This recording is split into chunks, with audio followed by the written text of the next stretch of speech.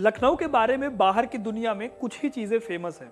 आपने लखनऊ के चिकन कुर्ते के बारे में सुना होगा, इसे पहना भी होगा। लखनऊ की नफासत और तहजीब के बारे में सुना होगा। लखनऊ के कबाब और बिरयानी की कहानी भी सुनी होगी। लेकिन आपको शायद ना पता हो कि लखनऊ में एक ऐसी इमारत है जो शायद दुनिया में अपने तरीके की अकेली इमारत है। यह ऐसी इमारत है जिसमें आप 1000 बार भी घुसेंगे लेकिन अपने आप बाहर नहीं निकल पाएंगे, बल्कि उसकी पतली पतली और सकरी गलियारों में आप खो जाएंगे। इस अनोखी बिल्डिंग का नाम है भूल भुलैया। तो आखिर ये भूल भुलैया है क्या, इसे बनवाया किसने और कौन सी ऐसी चीजें हैं जो इसे मिस्टीरियस बनाती हैं, और दुनिया की सबसे अनोखी भूल भुलैयाओं में इसका नाम क्यों है, यही कहानी आज मैं आपको सुनाने वाला हूं। तो वीडियो को एंड तक जरूर देखिएगा। लखनऊ शहर में पुराने लखनऊ जब आप जाओगे तो एक बड़ी ऐतिहासिक इमारत है जिसे कहा जाता है इमाम बाड़ा। वैसे मैं आपको बता दूं कि लखनऊ में 2 इमाम बाड़े हैं। फिलहाल मैं आपको बड़े इमाम बाड़े के बारे में बताने वाला हूं क्योंकि यहां पर मौजूद है भूल भुलैया।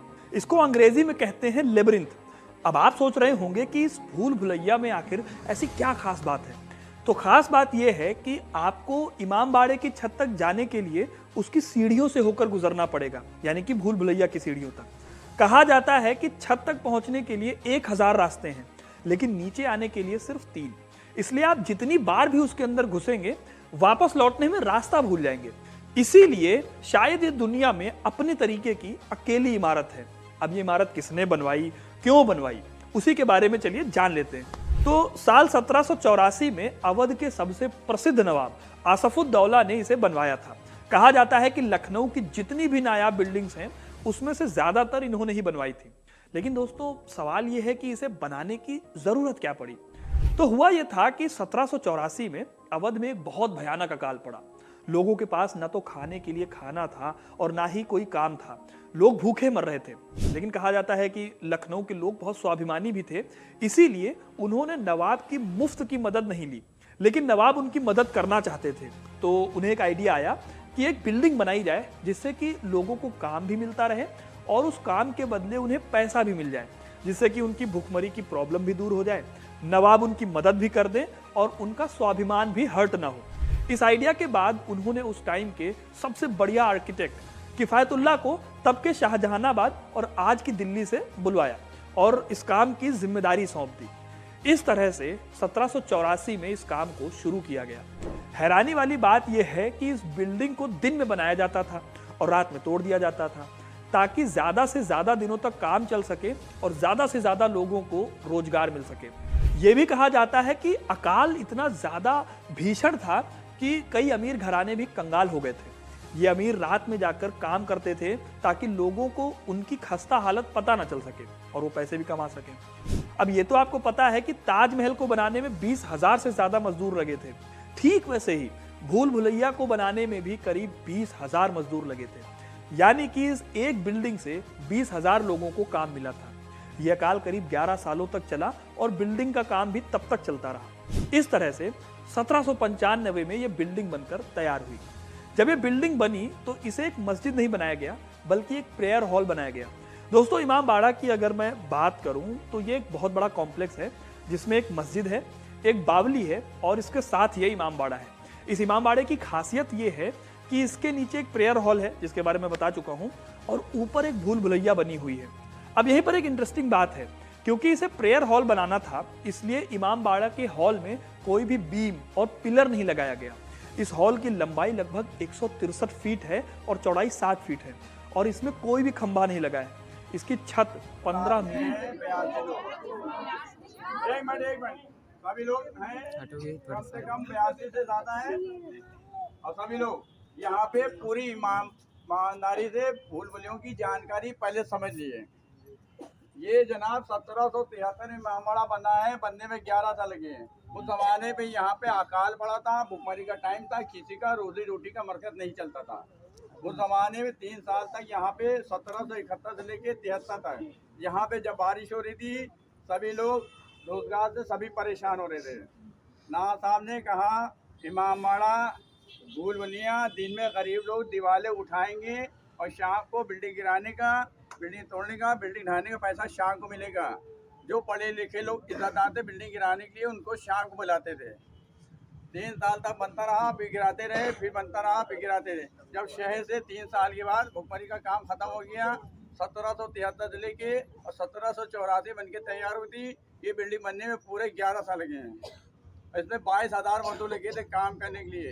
इसमें ना कोई सरिया है, ना कोई लिंटर है, ना कोई सीमेंट।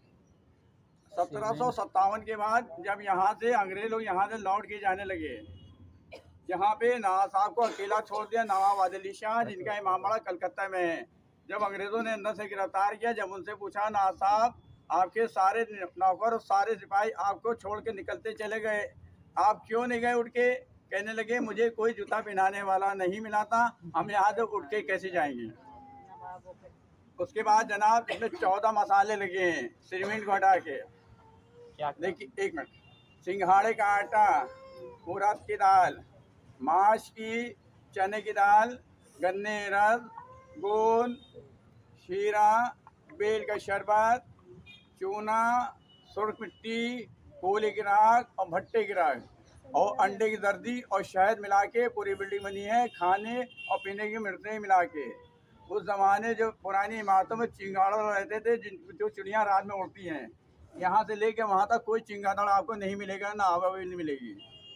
उसके बाद जब 3 साल के बाद जब नारा लगा जिसको देगा मौला उसी को देंगे 80 दौला, यहाँ से 40 साल के बाद आपका छोटा इमामबाड़ा बना है। वो छोटा इमामबाड़ा मोहम्मद अली शाह नवाब आसिफ दौला के सगे भतीजे हैं, कि जो घंटा घर के आगे बिल्डिंग बनी है पूरी वाइट कलर की।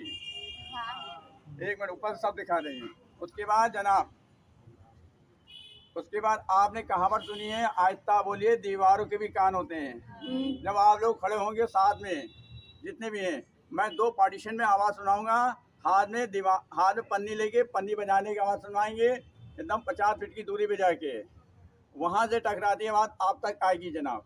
मगर कोई आदमी रास्ता चलने में इधर उधर चीख पुकार ना करिएगा, मगर सारे रास्ते की जानकारी बताते चलेंगे।